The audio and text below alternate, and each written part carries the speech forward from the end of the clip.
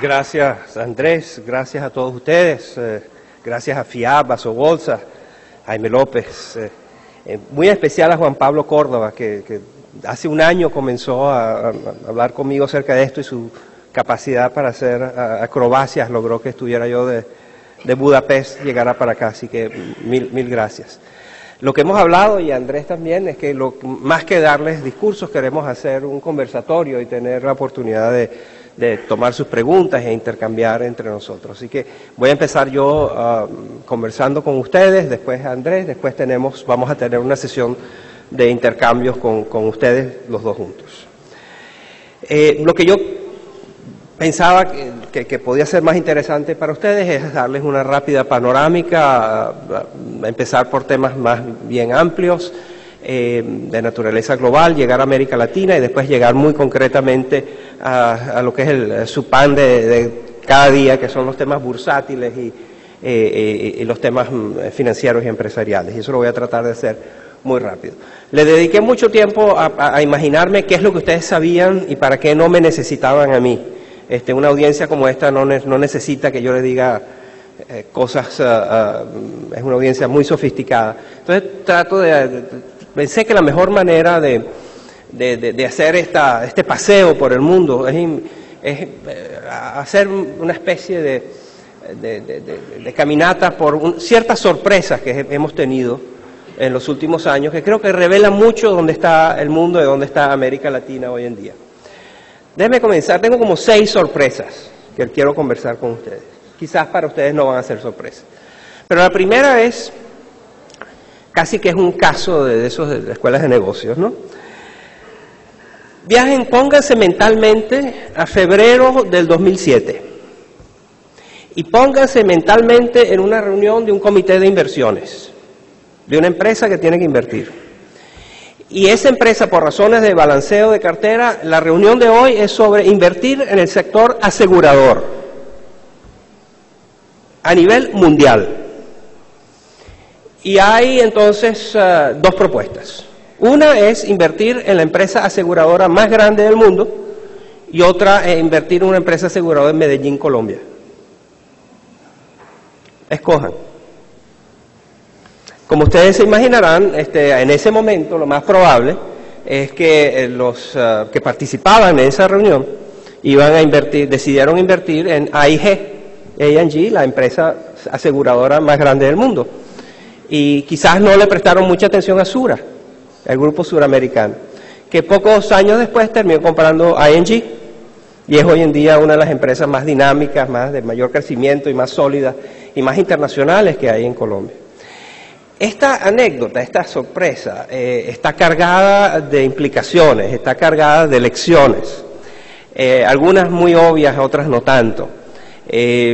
Cómo el mundo ha cambiado, cómo en Europa ING tuvo que vender, tuvo que desinvertir simplemente porque la crisis, al igual que muchos otros bancos y empresas financieras, países, individuos, familias, fueron obligados a desinvertir, lo que es el famoso deleveraging. Y bueno, y entonces aparece esta empresa colombiana de una ciudad del interior de Colombia que quiere participar, inclusive ha salido en los periódicos, que en su momento a Sura no la invitaron a participar en la posibilidad de comprar los activos de ING en América Latina. Tuvieron ellos que ir a Nueva York y decir, aquí estoy yo, y yo también quiero, y yo puedo, y terminaron con esa parte, ¿no? Entonces, yo creo que es muy revelador, eso muestra la debilidad de Europa, muestra cómo las empresas de América Latina navegaron por una crisis devastadora de una manera fuerte, positiva, no fue la debacle que fueron estas crisis financieras. Acuérdense que cada vez en el pasado que había una crisis financiera, América Latina pasaba una década, o sea, estamos acostumbrados al tema de las décadas perdidas, ¿no? Esta vez todo lo contrario, después de la crisis América Latina tuvo de los mejores desempeños. Entre el 2005 y el 2002 al 2007, América Latina tuvo los mejores 5 años de crecimiento económico de su historia. Después de la crisis, por supuesto que hubo una desaceleración, pero las cosas siguieron muy bien. Si yo les hubiera preguntado, esta es otra sorpresa, yo les pregunto, mira, va a haber una crisis enorme de un crash financiero a nivel mundial, ¿dónde crees tú que van a caer los gobiernos? ¿En América Latina o en Europa? Bueno, la mayor parte de la gente hubiera dicho que, por supuesto, en América Latina, con su legendaria inestabilidad económica, era el lugar donde iban a caer como moscas. Bueno, donde cayeron como moscas los gobiernos fue en Europa. En América Latina la crisis financiera no tuvo mayores consecuencias en términos de grandes convulsiones políticas. La inversión extranjera, históricamente, cuando había una crisis, sucedía lo que Guillermo Calvo, un buen economista, llama sudden stops, los frenazos inmediatos de inversión. Viene un flujo de inversión empujando las economías. Hay una crisis en otra parte del mundo que no tiene nada que ver con América Latina y ¡pam!, se paran las inversiones, el acceso a los mercados de capital se corta y las empresas tienen dificultades hasta para abrir cartas de crédito. Sin embargo, esta vez no, esta vez después en el 2008 y el 2009, el flujo de inversiones a América Latina fue el quinto más alto de la historia. O sea que empezó, otra sorpresa, empezó el mundo a encontrar que el lugar seguro para invertir era en América Latina. Eso también es una nueva sorpresa. La segunda sorpresa que quería hablarles es, imagínense ahora, les pido que se pongan en 1994 y vean, y los titulares tienen que ver con la entrada de México al Tratado de Libre Comercio con Estados Unidos. México entra al tratado, al TLC, México entra a la OECD, el Club de los Países Ricos. México abre sus fronteras, México genera todo tipo de atractivos, el México se pone de moda y empieza todo el mundo a decir que México es el futuro.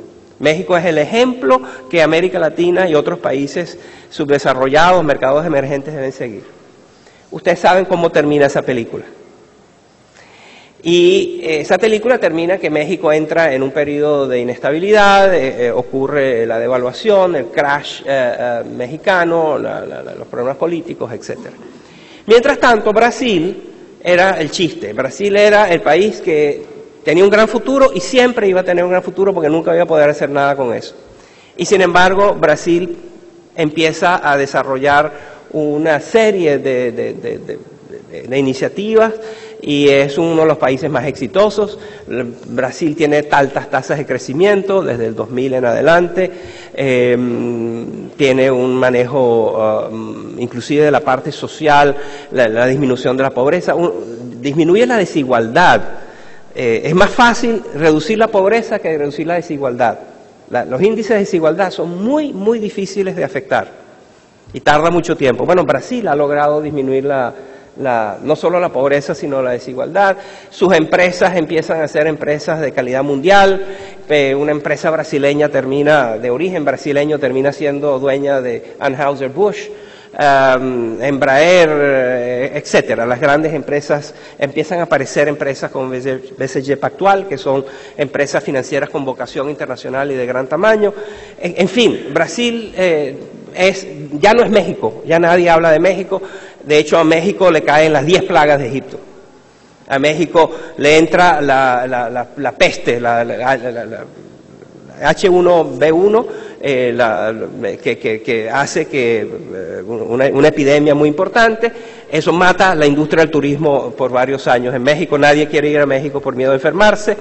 Estados Unidos entra en crisis, las remesas de los mexicanos bajan, la mayor parte de ellos trabajan en sectores muy sensibles, y construcción, etcétera. Las remesas bajan, baja el turismo, baja las exportaciones. La industria automotriz de Estados Unidos entra en crisis. México tiene importantes exportaciones de autopartes de industria automotriz, electrodomésticos, todo eso baja. Y empieza la violencia y la guerra de los narcos. El presidente Calderón decide ir a la guerra contra los carteles. Y empiezan a hacer esas matanzas que hemos visto en la televisión, pavorosas. México se vuelve intocable. Y Brasil se vuelve el lugar más apetecido. A Brasil hay una inundación de dinero y de inversiones. Todos los inversionistas quieren estar en Brasil. Esos flujos de inversión aprecian la tasa de cambio.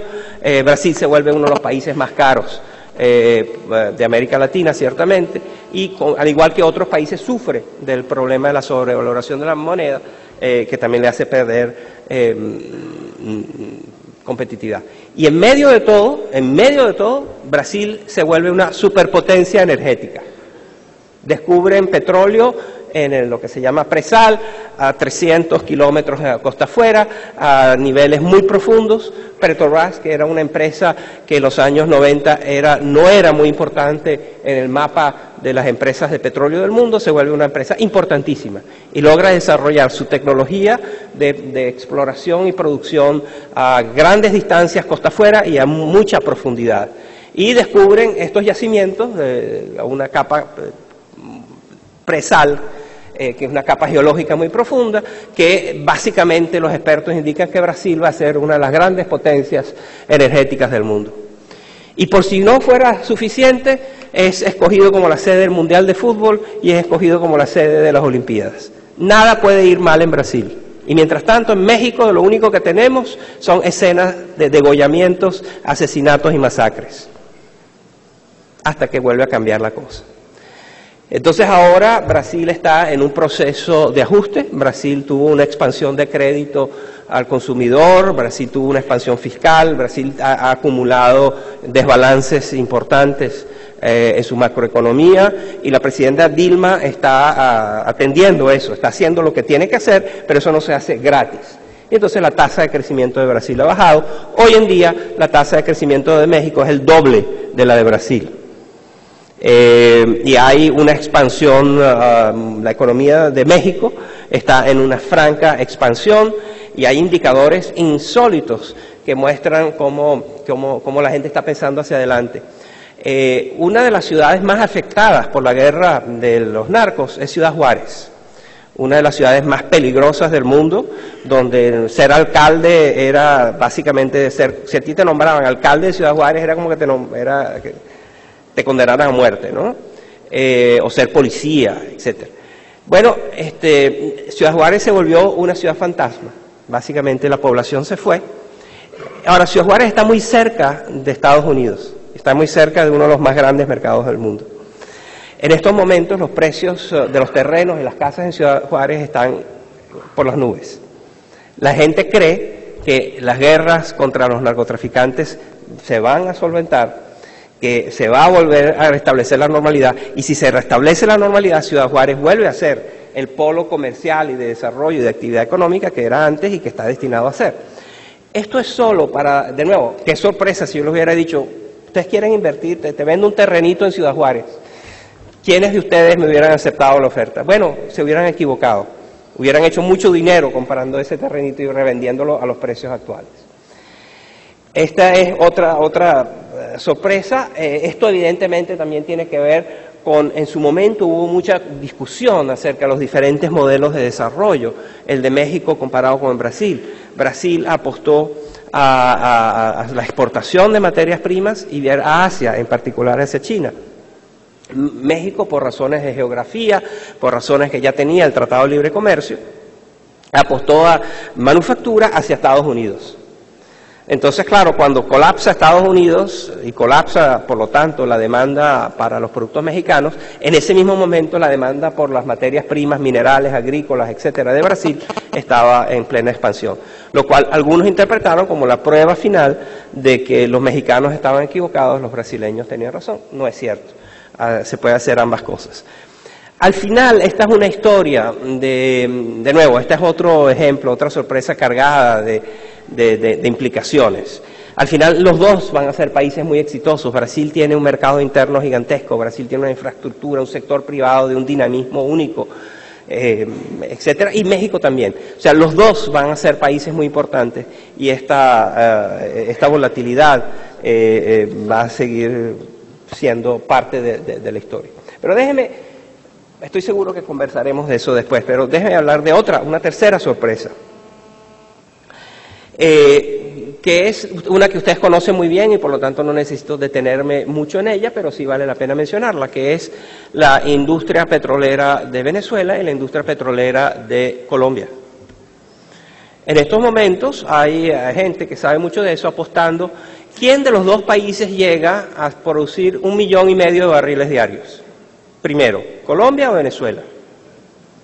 Es un chiste cruel. Venezuela históricamente producía entre 2 y 3 millones de barriles diarios. El potencial de Venezuela es de 6 millones de barriles diarios.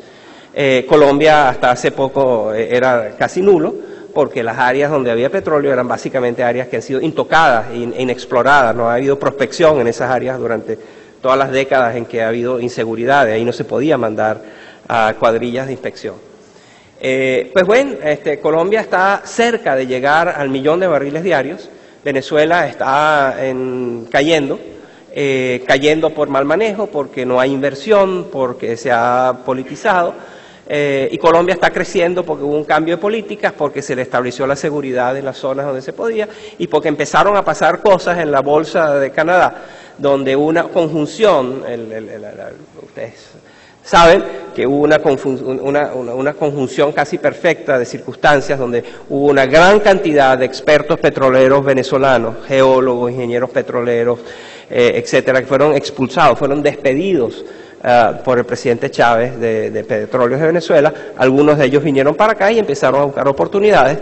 Eso coincidió con la mayor seguridad en las zonas donde había potencial petrolero, y también coincidió con que una vez que tenían eso pudieron capitalizarse, pudieron conseguir los capitales a través de los private equity funds, y mucho a través de las bolsas. Este tipo de compañías, como ustedes saben, se cotiza mucho en las bolsas de Canadá. De nuevo, esto es un buen ejemplo de los efectos no anticipados. Yo creo que el presidente Chávez nunca se imaginó, cuando él apareció en televisión con un pito despidiendo a 18.000 trabajadores de la industria petrolera, que eso iba a hacer iba a contribuir al desarrollo petrolero de Colombia, y nunca se imaginó que su industria petrolera iba a estar devastada por la manera como ha sido manejada. Otra sorpresa, mi sorpresa número 4. ¿En qué se parece Sudáfrica a Perú? Se parece, ustedes habrán visto hace poco unas escenas espantosas en la televisión, donde unos policías en Sudáfrica ametrallaban a unos mineros. En Perú está pasando algo parecido. Y en Bolivia, Colombia, Chile, donde hay minería, está pasando eso. Hay constantes enfrentamientos a nivel mundial entre trabajadores, grupos sociales, activistas, grupos ambientalistas y las fuerzas del orden y las empresas. Donde al mismo tiempo que muchos de estos países están dependiendo del sector minero para mantener su expansión económica, están encontrándose que este intento de ser exitosos en el siglo XXI choca con las realidades del siglo XVIII, XVII. Algunas de estas muy legítimas, muchas muy legítimas, hay preocupaciones ambientales absolutamente válidas. Hay por supuesto que reivindicaciones y derechos de las poblaciones indígenas absolutamente legítimas y absolutamente dignas de respeto y de honra, pero también hay mucha manipulación, demagogia, trampa y politiquería barata. Y entonces muchos de estos, es un tema tan álgido, se ha vuelto el imán de aventureros políticos. En todas partes, y es un patrón que se puede encontrar en todas partes, donde políticos encuentran la oportunidad y activistas encuentran la oportunidad de explotar los sentimientos y los derechos y las necesidades de reivindicación de los grupos en los sectores mineros, y se están produciendo este tipo de choques. Eso está retardando, una de las cosas que podría retardar el crecimiento económico de algunos de estos países en América Latina es esto. En parte, yo creo que en Colombia ya lo están sintiendo. Hay todo un proceso muy complejo de involucrar a las comunidades en las decisiones que tienen que ver con la explotación minera y petrolera, y eso está teniendo consecuencias, está retrasando el desarrollo. Lo mismo está pasando en Brasil, lo mismo está pasando en Chile, en fin, lo traigo como un ejemplo de este choque de eras. El siglo XXI y la minería y de ese tipo con estos grupos. ¿Qué es lo que ha disparado esto? Bueno, porque eso siempre ha estado allí.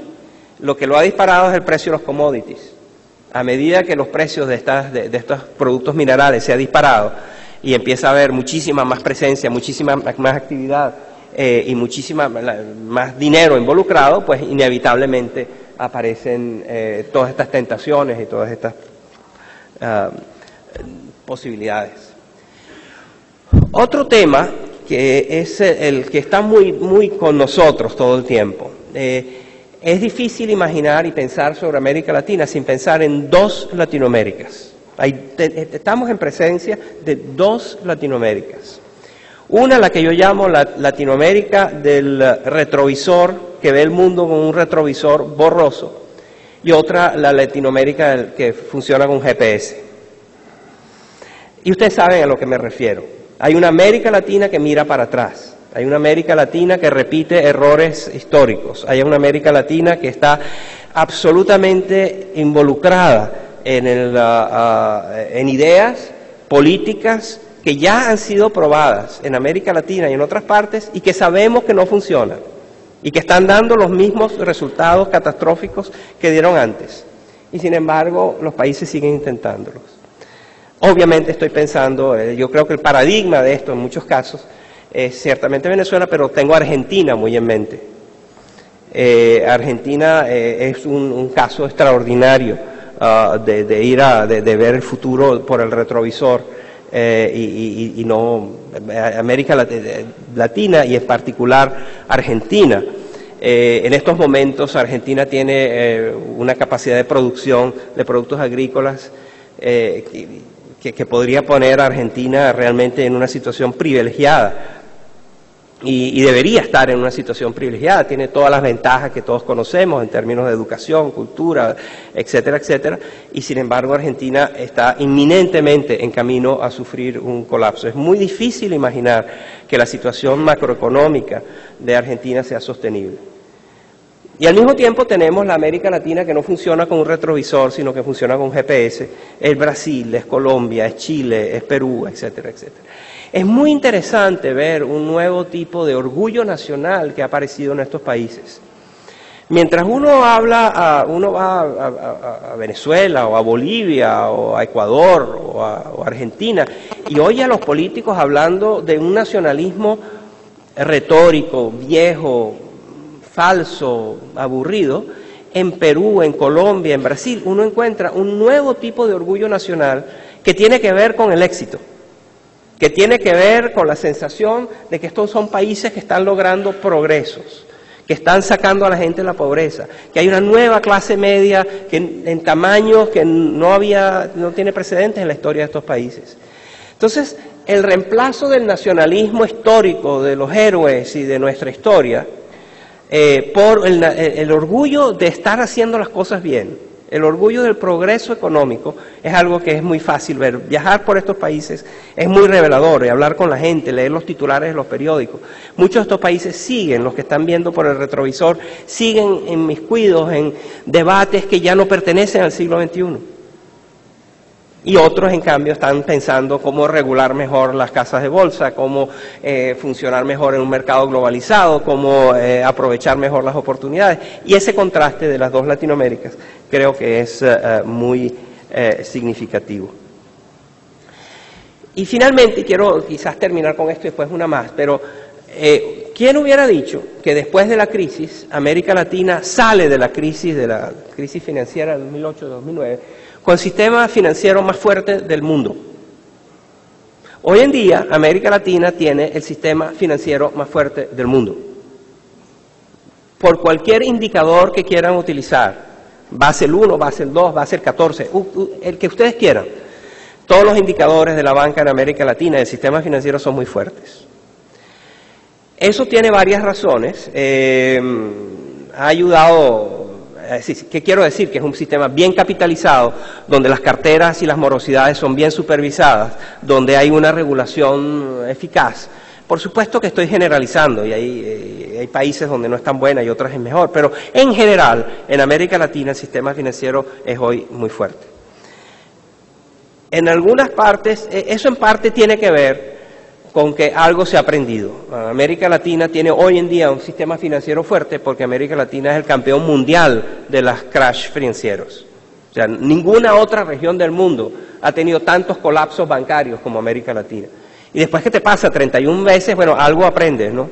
Y entonces mucho de lo que tenemos hoy en día es el aprendizaje no solo de las élites y de los políticos, sino también de la gente, que sabe que hay ciertas cosas y ciertas políticas que hay que mantener, y eso ha ayudado. También ha ayudado, que no es tan bueno, pero ha ayudado que América Latina, su integración internacional no es muy grande, su exposición a productos tóxicos y a productos derivados muy riesgosos no es muy grande, y también ayuda que en cierta manera es pequeño, son sistemas financieros relativamente pequeños para lo que debería ser el tamaño de los países que tienen. Esto me lleva un poco, y quiero terminar, puedo hablar más después, pero quería terminar con el tema de las bolsas. Una de las áreas donde más pequeño es el sistema financiero de América Latina es en todo lo que es bolsa. El número de compañías que está listado en las bolsas de valores de América Latina es patéticamente pequeño. Y eso tiene consecuencias enormes, hay una gran concentración de la propiedad, hay baja liquidez, hay concentración del mercado y hay, por supuesto, todo eso, hay mucha debilidad de la gobernabilidad, de la gobernanza del sistema de las empresas. Los números son extraordinarios y ustedes los conocen mejor que yo no los voy a aburrir, pero solamente, miren, solamente en Argentina y Brasil, el 5% de las empresas transadas en bolsa son el 60% de la capitalización de los mercados. O sea, 5% de las compañías tienen el 60% del market cap. En Chile es un poco mejor, pero es como el 48%, como la mitad. O sea, hay muy pocas compañías que concentran toda la actividad. Otra sorpresa, en los sectores más importantes no están representados en las bolsas de valores. Un sector importantísimo en Perú es el retail, y no hay casi compañías listadas en la bolsa en Perú. Muchas de las grandes no están. En Chile, ciertamente, todo el sector mineral, de producción mineral, no está suficientemente, está subrepresentado. Entonces hay esa subrepresentación de los países y hay la dificultad de acceder de que las empresas estén interesadas en abrir su capital a la bolsa. Eso es un tema largo, ustedes lo conocen muy bien, tiene muchas explicaciones. Creo que una explicación muy importante para mí es el enorme premio que se le da en América Latina al control. La prima de control en América Latina es altísima. O sea, lo que está dispuesto a pagar la gente por controlar una empresa es mucho. Eso tiene que ver con la debilidad de los accionistas minoritarios, la desprotección de los accionistas minoritarios, la capacidad de que si tú tienes control de una empresa, más o menos haces lo que quieres. Y si haces lo que quieres, una de las cosas que no quieres es listarte en la bolsa. Hay unos fuertes desincentivos a la transparencia, a la modernización de los sistemas de contabilidad, y hay unos fuertes incentivos a la opacidad. Eso tiene mucho que ver, por ejemplo, en algunos países tiene que ver con la seguridad personal de la gente, no quieren estar bajo el foco de los reflectores, y en otras partes tiene que ver con simplemente, son empresas familiares donde han acumulado una serie de prácticas que son difíciles de cambiar y deben ser cambiadas si va a la bolsa o si aceptas socios. Muchas de las grandes empresas latinoamericanas tienen una alergia a las sociedades, porque los socios no te van a permitir que contrates al marido de tu hija como gerente general simplemente por eso. Hace falta tener competencia, meritocracia, etcétera, y el nepotismo y la competencia normalmente no funcionan bien. Entonces, otra razón que creo que es muy importante, ¿por qué hay tan poca propensión es a salir a buscar capitales? Es la coexistencia pacífica con empresas bonsai. América Latina está llena de empresas bonsai, son como esos árboles japoneses que tienen 100 años y tienen todo, tienen las hojitas, pero son chiquiticos. Bueno, en América Latina está lleno de empresas bonsai. Tienen todo, historia, tradición, libros, informes, etcétera, pero son chiquiticos. Y son chiquiticos porque no crecen, porque no quieren tener más acceso a capital, porque se crecen con ganancias retenidas y crecen con deuda. Podrían crecer mucho más si acceden a la bolsa, pero acceder a la bolsa implica perder control, etcétera, etcétera. Entonces, ese es un área donde ustedes tienen un rol importantísimo, un rol de crear mercados, de de educar, de explicar que es posible tener una empresa que es listada en bolsa, pero que al mismo tiempo genera inmensos beneficios a sus accionistas y directores. Y en fin, creo que hay un mundo de oportunidades basadas en esta pequeñez del mercado bursátil de América Latina genera grandes oportunidades.